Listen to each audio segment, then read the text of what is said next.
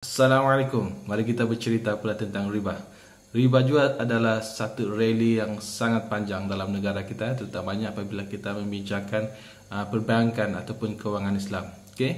Riba ni secara basic lah kan kita fahami bahawa riba ni adalah tambahan ke atas hutang. Okey, kalau orang meminjam kepada saya RM10, saya akan charge RM5. Maknanya orang tu perlu bayar RM15, RM5 tambahan. Okey. Disebabkan riba ini boleh mendatangkan murka Allah Ta'ala, maka kita begitu berhati-hati dalam berurus niaga, terutamanya yang melibatkan perbankan Islam dan kewangan Islam. Firman Allah Ta'ala dalam surah Al-Baqarah ayat 275, Allah telah menghalalkan berjual beli, yakni berniaga, dan mengharamkan riba. Kemudian dalam hadis Nabi SAW yang diriwayatkan oleh Al-Bukhari, nombor rujukan 2766, yang menyatakan bahawa memakan riba antara 7 dosa besar. Okay? Berdasarkan daripada firman Allah Ta'ala tadi dan hadis Nabi SAW, okay? Allah Subhanahu Wa Ta'ala menghalalkan berniaga, berjual beli, tetapi ramai lagi umat Islam yang tidak mahu berjual beli, yang tidak mahu berniaga. Berkenaan dengan riba pula, okay? Kalau kita ambil contoh daripada peraturan penjawat awam, tata kelakuan dan tata tertib, okay? Seorang penjawat awam dilarang memberi pinjam wang dengan faedah.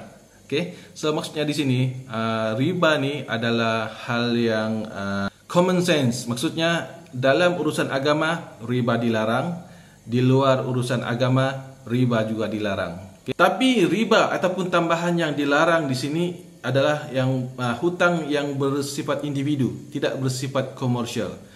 Tujuannya adalah supaya orang lain tidak menganiaya orang lain. Contohnya, apabila seorang berada dalam kesusahan, kemudian dia meminjam wang kepada saya, okay? Saya bukanlah entiti perniagaan, tetapi kawan ini meminjam duit, maka saya ambil kesempatan ke atasnya, okay, untuk mengaut keuntungan. Okay, maka saya tambahkan bunga, saya masukkan bunga ataupun faedah ke atas pinjaman tadi. Sedangkan pinjaman tadi tidak bersifat komersial. So ini adalah haram sebab kita menganiaya orang lain yang dalam kesusahan.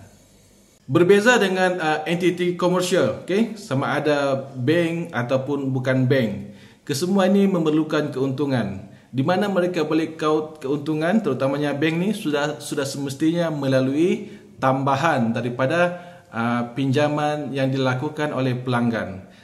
Jika mereka tidak lakukan tambahan, bagaimana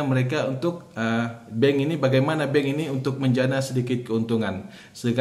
Sedangkan keuntungan ini sangat penting untuk bayar gaji pekerja, untuk bayar bil dan sebagainya. Kan? So kita perlu asingkan pinjaman pribadi ataupun pinjaman yang tidak berbentuk komersial dan pinjaman yang berbentuk komersial.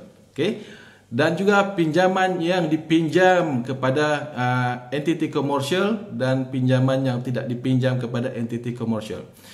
Pinjaman yang dipinjam oleh bukan perniagaan tetapi dipinjam kepada entiti komersial seperti bank, kita boleh lihat penjawat awam. Okay? Penjawat awam buat pinjaman. Mereka ni bukanlah entiti perniagaan, mereka pekerja penjawat awam, tetapi mereka pinjam kepada bank yang ini entiti perniagaan. Okay? Jadi yang ni saya rasa tidak ada masalah lah kalau kita kenakan riba.